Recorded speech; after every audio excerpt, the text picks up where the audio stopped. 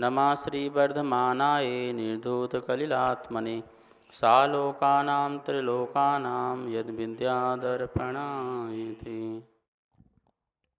रत्नकंटक श्रावकाचार्य परम मांगलिक ग्रंथ है। आचार्य समंतभट्ट स्वामी द्वारा दूसरी तीसरी शताब्दी में लिखा गया है। इसमें 150 श्लोक हैं, संस्कृत भाषा में लिखा गया है। रत्नात्रय का इसमें बहुत सुंदर वर्णन है, संलेखना का भी, समाधि और श्रावक की चर्या। हम लोग 81 नंबर का सूत्र जो है, श्लोक जो है पढ़ रहे थे। एक बार श्लोक का पुनः उच्चारण करते हैं। कंदर्पम कौतकोच्यम मौखर्यमति प्रसाधनम पंचे असमीक्ष चाधिकरणम व्यतीतयो नर्थदंडकृत विरते। अनर्थ दंड जो व्रत है उसके अतिचार चल रहे थे। पहला अतिचार अपन ने देखा था कंदर्पम, हंसी मजाक करते हुए अशिष्ट वचनों को बोलना, ये कंदर्प नाम का अतिचार है, दोष है, हमारी विकृति है। हमारे विचारों में जो कंट्रोल नहीं है और हमारे मुख पर भी कोई कंट्रोल नहीं है, यह उसका प्रतीक है। यदि हमारे विचारों में कंट्रोल होता तो हमारे शब्दों के माध्यम से भी कभी अशिष्ट वचन निकल नहीं सकते थे। आज दूसरा अतिचार देखते हैं आगे। कौतकुच्यम, कौतकुच मतलब क्या है? शरीर की कुचेष्टा करना। एक तो व्यक्ति हंसी करता है, दूसरा हंसी के साथ साथ अशिष्ट वचन बोलता है, और तीसरा एक और इसमें शामिल हो गया कि अशिष्ट वचन करते करते शरीर की भी कुचेष्टा करता है। कभी धक्का मारेगा, कभी थापड़ मारेगा, कभी पीठ में मारेगा, कभी हिलाएगा डुलाएगा। मतलब ये क्या है? चेष्टा भी क्या कर रहा है? वो गलत कर रहा है। कभी देखा आपने? कभी कोई मजाक करके देखा है? मजाक करती होगी, देखा क्या होगा? अनुभवशील हो तो जब मजाक करते हो तो ऊटपटांग शब्द निकलने लगते हैं ना, जो नहीं बोलना चाहिए वो शब्द भी निकल जाते हैं ना। बाद में पश्चाताप होता है, यार क्यों बोला यार, ये शब्द अच्छे नहीं लगा। जब मुझे ही चुभ रहा है तो दूसरे वाले को कैसा लगा होगा, तो ऐसा लगता है, ठीक है ना। और इसके साथ साथ ही वचनों के साथ साथ हम शरीर के माध्यम से भी क्या करने लगते हैं? अपने हाथ चलाते, पैर चलाते, कभी गर्दन, कभी इशारा करते हैं, आँख मटकाते हैं, यूँ करते हैं। कितने प्रकार के अपन जो हैं एक्टिविटीज़ करने लगते हैं। आँखों से इशारा करेंगे, भौं चलाएंगे, ये करें, ये कितने सारे इशारे होने लगते हैं। ये क्यों? कि जो हम कह रहे हैं, जो हमने सोचा है गलत, अब वो हमारे सामने प्रैक्टिकल अभिव्यक्ति भी हो रही है। तो इसको बोलते हैं कौतकुच्यम। शब्द ध्यान रखना, कौतकुच्यम, शरीर की कुचेष्टा करना, ठीक है। ये भी अनर्थ दंड कहलाता है। निष्प्रयोजन है, निष्प्रयोजन है। शरीर की जितनी चेष्टा करोगे उतना ही कर्मबंध का आश्रय होता है, योगों के माध्यम से आश्रय होता है। अब आपकी कसाई भी चल रही है और आपका योग भी चल रहा है, ठीक है ना। तो कसाय योग दोनों के माध्यम से कर्म बंध हो रहा है, आश्रय सहित बंद हो रहा है। और जब कर्म का बंध होगा तो उदय भी होगा, उदय होगा तो फल की प्राप्ति भी होगी। इसलिए कौतकुच्यम, कुचेष्टा जो कर रहे हैं उसे मत कीजिए, शरीर की कुचेष्टा मत कीजिए। करते हैं तो अतिचार है। लेकिन अतिचार भी ऐसा नहीं कि कंटिन्यू चलता रहेगा। जैसी मैंने आवेग में आके कुचेष्टा कर ली तो मुझे सावधान हो जाना, अरे ये मैंने क्या किया, ये मुझे ऐसा नहीं करना चाहिए था। ओहो, अपनी आत्मगिलानी होना चाहिए, आत्म आलोचना होना चाहिए, और आत्म आलोचना के साथ ही फिर ये नहीं करता हूँ ऐसा प्रत्याख्यान होना चाहिए। आपका प्रत्याख्यान हो जाएगा, आप सावधान हो जाओगे। लेकिन आप होश में ही नहीं हो, मैं क्या बोल रहा हूँ और क्या कर रहा हूँ, जब होश में नहीं है तो फिर आपको अतिचार नहीं कहलाएगा, फिर वो आपका अनाचार ही हो जाता है। फिर दिया है असमीक्ष मौखर्य। मौखर्य मतलब होता है बकवास करना। अब कोई अशिष्ट वचन तो नहीं बोल रहा है, लेकिन बकवास करना। बकवास समझ में आता है ना, बिन किसी प्रकार की उसमें बात भी नहीं है, दम नहीं है, और बोले जा रहे बोले जा रहे बोले जा रहे। बात कहीं और की चल रही थी और बात में लाके बीच में कहीं और चालू कर दिया, स्टार्ट कर दिया। चैप्टर कुछ और था और बीच में कोई दूसरा मुद्दा लेके ले आए। ये सब बकवास है। जिन शब्दों का कोई प्रमाण नहीं है वो सब बकवास है। ऑथेंटिक शब्द नहीं है वो सब बकवास हैं। आप कुछ भी बोलते रहो, कुछ भी कहते रहो। एक जज साहब भी बोलता है कि हे वकील, 1 घंटे से तू भाषण दे रहा है, तेरा भाषण से हमें क्या मतलब? ये बताओ तुम कौन सी धारा से बोल रहे हो? धारा बताइए, किस धारा से आप जो इस बात को कह रहे हो, बस इतनी बताइए हमें। हमें आपका लंबा चौड़ा भाषण नहीं चाहिए, 1 लाइन में बात करो। नहीं, धारा तो पता नहीं, हम तो आपको समझाने का प्रयास कर रहे हैं, अपना बुद्धि अपने घर में रखना, हमें तुम्हारा समझना नहीं है, हमें कोट कीजिए। एक साधु भी जब प्रवचन करता है तो वो ऐसा नहीं कि कुछ भी अपने मन से बोले जाए, वो भी कोट करता है कि भाई ये बात जो है मैं समंतवत की बोल रहा हूँ, ये अकलंग की बोल रहा हूँ, ये कुंद की बोल रहा हूँ, ये महावीर की बोल रहा हूँ, ये फलाने महापुरुष की बोल रहा हूँ, इस ग्रंथ में मैंने ऐसा पढ़ा था, इसका रेफरेंस दे रहा हूँ, संदर्भ दे रहा हूँ। तो जो कुछ भी है अपनी मनगढ़ंत नहीं है। और यदि कोई बात है तो वो ये भी कह देते हैं कि ये जो विचार है ये मेरा स्वतंत्र विचार है, आप इसको एक्सेप्ट करें ज़रूरी नहीं है। ये जो मेरी मान्यता है ये मेरी स्वयं की पर्सनल मान्यता है, मैं आपको कोई थोप नहीं रहा हूँ ये मान्यता, ये तो मेरी अपनी स्वयं की सोच है, अपनी सोच उपज है। आप चाहो तो इसे एक्सेप्ट करो और नहीं चाहो तो नहीं करो, वो आपकी मर्जी है। साधु स्पष्ट वहाँ पे कर देता है इस बात को, क्योंकि ये ना कहे कि साधु ने कहा तो मुझे करना ही है, नहीं, ये मेरी बात है, ये मेरा भाष्य है।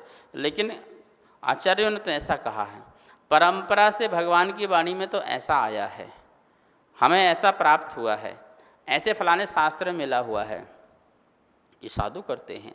और आप भी अब अनुव्रती बन चुके हो, अब आप भी जो है अनदंड जो है व्रत ले रखा है, तो आपको क्या करना है? आपको भी किसी प्रकार से मौखर्य नहीं होना है। मौखर मतलब क्या होता है? एक तो होता है मौन, और जो मौन ना रह सके वो मुखरित हो जाता है। मौन वाला व्यक्ति तो कोई दिक्कत नहीं, शांत है, कुछ नहीं कह रहा, कुछ नहीं बोल रहा।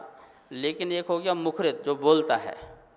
चलो बोलने में कोई दिक्कत नहीं है, आप लिमिट में बोल रहे हो, कम बोलो, काम का बोलो, ये तो ठीक है, ये मुखरित है। लेकिन मुखरित के साथ एक मौखर्य हो गया, मतलब कहने का मतलब मुंह खुला हो गया। मौखर का मतलब क्या हो गया? मुंह खुला है, बंद ही नहीं होता है। लोग बोलते भाई साहब चुप हो जा, अब तो बंद कर, अब तो मत बोल फालतू को, बहुत इतना बोल लिया, इतना बकवास कर लिया, कितना बोलेगा, शांत तो हो जा। नहीं नहीं, एक बात और सुनो, एक बात मेरी सुनो, मेरी सुनो, मेरी सुनो, मैं बता रहा हूँ, मैंने ऐसा किया, मैंने वैसा किया, मैंने ये किया, मैंने वो किया, मैंने, तो मैं गाता रहेगा, बकवास करता रहेगा, हमें नहीं सुनना है, फिर भी सुनाता रहेगा। तो ये मौखर हो जाते हैं, इनकी समझ की बुद्धि में ताला लग जाता है और मुख के दरवाजे खुल जाते हैं, और फिर जो है वो बाहर निकलता रहता है। ऐसे लोगों की वाणी जो है प्रामाणिक वाणी नहीं कहलाती है, ये कितना भी बोलते रहें। अब मेरे से लोग बोलते हैं महाराज जी कि एक से एक लोगों के प्रवचन आते हैं, ये सभी संतों के, दुनिया में बहुत सारे संत हैं, साधु हैं, लेकिन कोई कुछ बोल देता है, कोई कुछ बोल देता है, कोई टिप्पणी कर देता है, कोई टिप्पणी कर देता है, आप कुछ बोलो। मैंने बोला किस किस की टिप्पणी करता रहूँगा, किस किस का जवाब देता रहूँगा? ये तो रोज़ ही मौखर्य हैं। क्या है ये मौन नहीं है, ये मुखरित नहीं है, ये मौखर लोग हैं। और इन मौखरियों का कितना ज़्यादा आप बहसबाजी करोगे, इनको शांत होना है नहीं है। अच्छा है अपन ही शांत हो जाओ। जैसे हाथी जब चले तो कुत्ते भौंके, तब हाथी यदि एक एक कुत्ते को चुप करने में लग गया तो फिर तो वो अपने स्थान पर नहीं पहुंच पाएगा, इसी झंझट में फंसा रहेगा। हाथी तो बस इतना ध्यान रखे कि अपना रास्ता आगे का देखे, बस छोटे मोटे भौंकने वालों पर नज़रअंदाज करता जाए और आगे बढ़ता जाए, उसे अपनी मंजिल मिल जाएगी, लेकिन भौंकने वाले पीछे ही रह जाएंगे। ऐसे बहुत लोग हैं जो भौंकते रहते हैं, हमें उन पर विश्वास नहीं करना।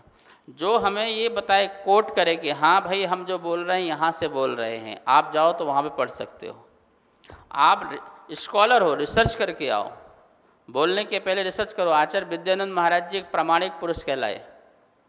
इस युग में एक ऐसे संत हुए आचार्य विद्यानंद महाराज जी, जब भी उनके मुख से कोई भी शब्द निकलता था तो वो कोई ना कोई ग्रंथ का होता था।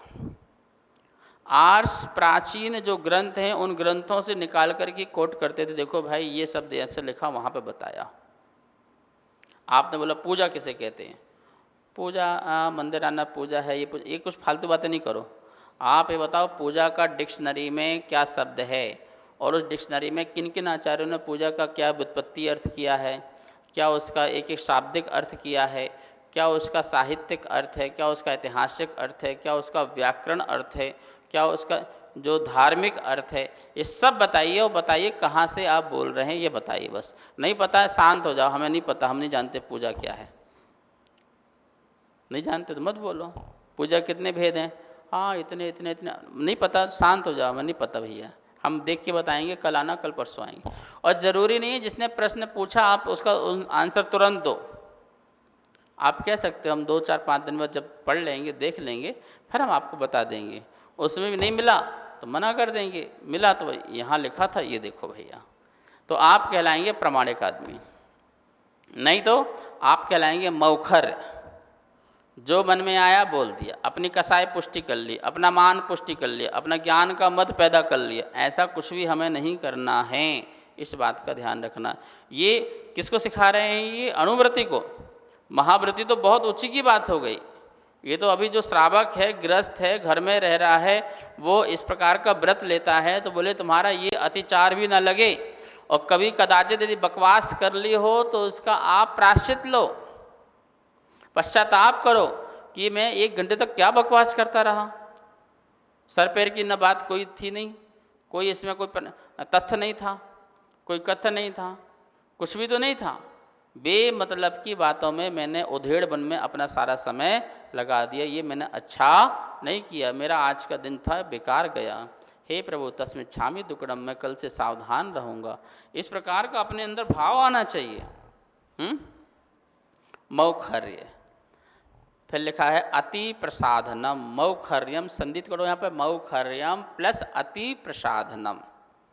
अति प्रसाधन, प्रासाधन, प्रा तो उपसर्ग लगा दिया, प्रत्यय लगा दिया, साधन, अति साधन।